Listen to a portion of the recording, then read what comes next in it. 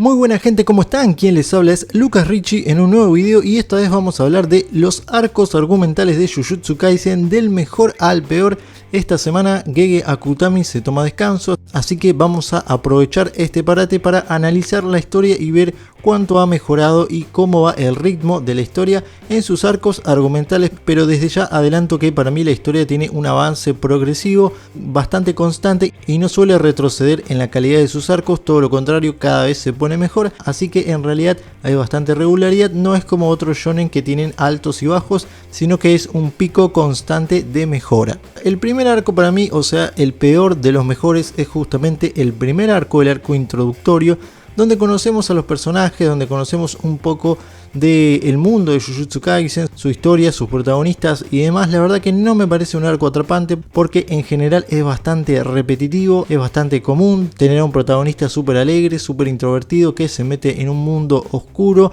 aunque tiene algunos errores como que Itadori comienza sin una motivación y tenemos a un secundario como Fushiguro y Gojo arrastrando la trama de la historia. Por lo cual me parece que el primer arco, la introducción, pudo ser mucho mejor y mucho más atrapante, porque de hecho la primera vez que lo vi abandoné el manga porque me parecía que iba a ser otra serie del montón, como lo es Kimetsu no Yaiba, Black Clover y etcétera. El segundo arco, o sea mejorando en lo que es el argumento de la historia, viene el arco del origen de la obediencia, que me pareció un arco en realidad bastante mal narrado. La historia no estuvo mal, de hecho todos los elementos están bien y están bastante bien ordenados, pero me parece que no estuvo bien contado y el desenlace de los hechos no me gustó del todo. La pelea de Itadori, la pelea de Fushiguro, el entrelazamiento con la explicación de la situación de la hermana de Fushiguro y un poco de su pasado, me parece que estaban todos los elementos muy bien planteados, pero cómo se contó, cómo se desarrolló, cómo fueron sucediendo los hechos y mostrándonos a medida que leíamos el manga, realmente me pareció que se podía hacer mucho mejor. Que la narrativa en este momento sí tuvo un retroceso, se volvió un poco más aburrido, no sé, no me pareció que estuviera bien. El anime sí le sumó 10 puntos más, 100 puntos más, lo hicieron muy bien con una narrativa mucho más rápida, con peleas mucho más exuberantes y con mucha mejor definición, pero realmente en el manga se sintió denso, pesado, con mucho diálogo y con poca definición. Por lo menos así lo sentí yo cuando lo leí. El siguiente arco, al menos que yo considero, porque está bastante subdividido, en realidad tiene unos 12 arcos, Jujutsu Kaisen, si se divide exactamente partes por partes, pero ahora voy a tomar un gran arco porque me parece que no hay grandes cambios entre los hechos entre cada uno y se mantiene una linealidad bastante coherente entre los arcos que no los diferencia mucho unos de otros. La introducción a la hechicería, que justamente es un arco que combina los arcos de El útero maldito, el entrenamiento maldito y el enfrentamiento con Magito, que me parece que son tres arcos bastante similares donde empezamos a conocer la modalidad de la hechicería, las maldiciones, todo lo que tiene que ver con la escuela de hechicería, con los niveles, con la aplicación de la energía maldita y demás. Me parece que no fueron arcos demasiado definitivos, fueron arcos introductorios de personajes, de temas y de modalidades de batalla más que realmente arcos decisivos. Me parece que como arcos cada uno realmente no aporta nada, pero todos juntos sí nos dan una visión completa de lo que iba a ser la historia y de lo que nos íbamos a enfrentar. Ninguno tiene un punto demasiado fuerte. Para mí el encuentro y la muerte con Junpei, por ejemplo, no tiene nada demasiado interesante, es bastante repetitivo como hemos visto en otros animes, si bien le da una motivación a Itadori como protagonista, realmente mucho más no nos da. Lo mismo que el enfrentamiento con el primer útero maldito, que vemos que Itadori comienza a entender el mundo en el que se metió y las consecuencias de ello, y su entrenamiento cuando finge su muerte tampoco es que nos da demasiado argumentalmente, es todo bastante estructurado y bastante esperado en un shonen y bastante visto anteriormente. Debemos decirlo que Gege Akutami agarra la misma fórmula que la de por ejemplo Naruto, de tener un sensei, dos personajes masculinos con una entre comillas rivalidad o antagonismo y un personaje femenino que complemente. Entonces realmente la historia en este punto y en estos tres arcos lo sentí bastante estancada, si bien se destacan como siempre las peleas, el resto lo vi bastante normal y no aportando demasiado.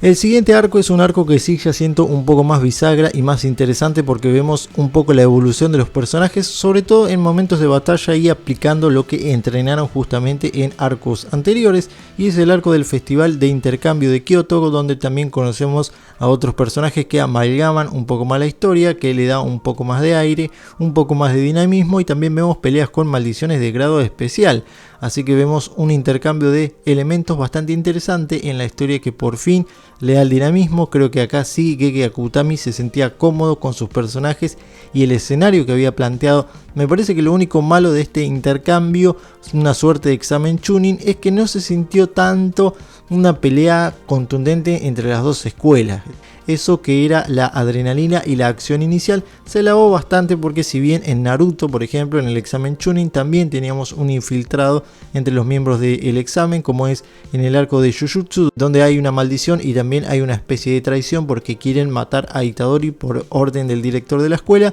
No se terminan concretando esas peleas porque bueno, se terminan amigando, interviene una maldición y termina con un juego de béisbol, lo cual le resta bastante puntos al arco. Y si hubiera terminado con, por ejemplo, una serie de peleas 1 a 1 como el arco de Cazador de Hunter x Hunter, hubiera tenido una mejor definición, aunque también hubiera sido bastante más repetitivo. Creo que en este momento también le empieza a restar lo que es la comedia anticlimática que suele meter Gege Akutami, pero que más adelante se desvanecería.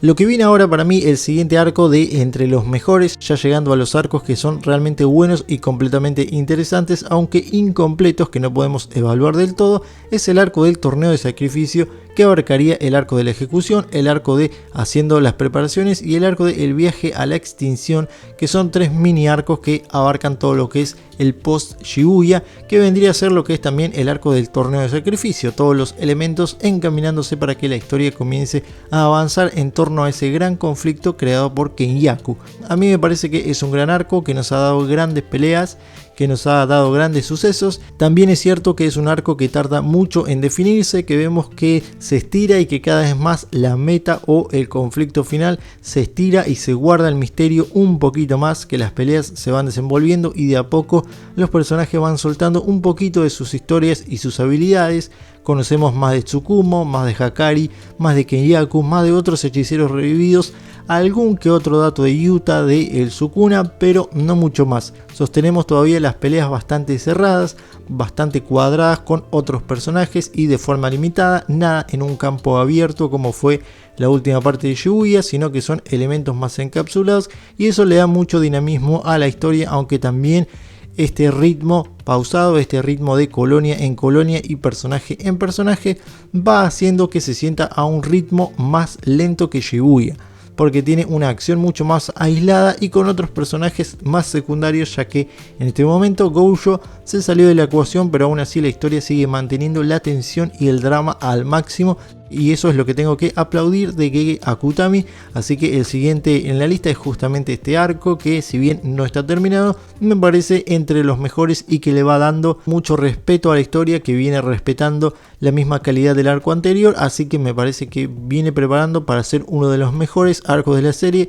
si no el mejor cuando termine. Vamos a verlo, eso todavía está por verse. El siguiente arco sí me parece una gloria de la escritura, realmente uno de los puntos más altos de la historia, no solo de Gege Akutami como mangaka, sino también como dibujante en el argumento y en el dibujo, y es el arco del recipiente de plasma estelar, donde conocemos el pasado de Gojo, su transformación, su power up, y también conocemos a grandes personajes como a Fushiguro Touji, que es un personaje excelente. Conocemos básicamente los hechos anteriores a toda la introducción que es la historia, todas las bases que se formaron para lo que sucede actualmente, no solamente con todo el ambiente y el ecosistema del mundo de la hechicería, lo cual me parece una locura que lo haya podido condensar en tan pocos capítulos. Sí es cierto que tiene una escritura un poco irregular en momentos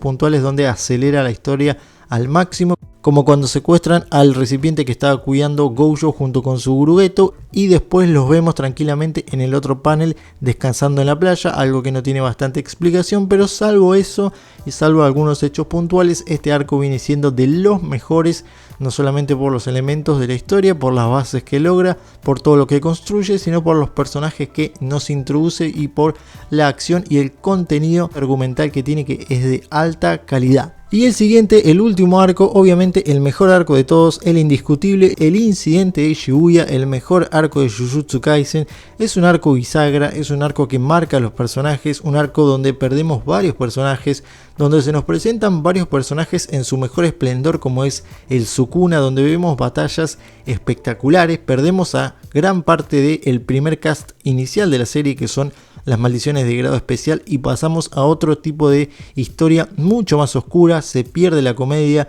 comienzan momentos mucho más serios. Los personajes realmente tienen momentos brutales de peleas totalmente sangrientas. También se divide absolutamente el cast del equipo principal. Perdemos a Gojo y a Nobara, que es gran parte de lo que generaba la comedia en la primera parte de la historia. Itadori y Fushiguro quedan bastante heridos y les cuesta reencontrarse para el siguiente arco. Vemos una pelea en campo abierto espectacular en la parte final y el clímax se va dando completamente de forma separada, también en peleas encapsuladas, pero que se combina todo perfectamente al final, para la pelea final con Kenyaku, donde todo termina de explotar de una forma totalmente explosiva, justamente porque Kenyaku termina rompiendo el sello y liberando un montón de maldiciones sobre Japón, creando un apocalipsis total y consumando su plan, habiendo encerrado a Gojo en la prisión confinadora y creando una sensación de desesperanza que se siente inclusive en los capítulos actuales del manga. Por esa razón y más, como por ejemplo el momento que tuvo Fushiguro invocando al Majoraga, también la evolución de Itadori como personaje y protagonista, casi rozando el antagonismo o la neutralidad entre el bien y el mal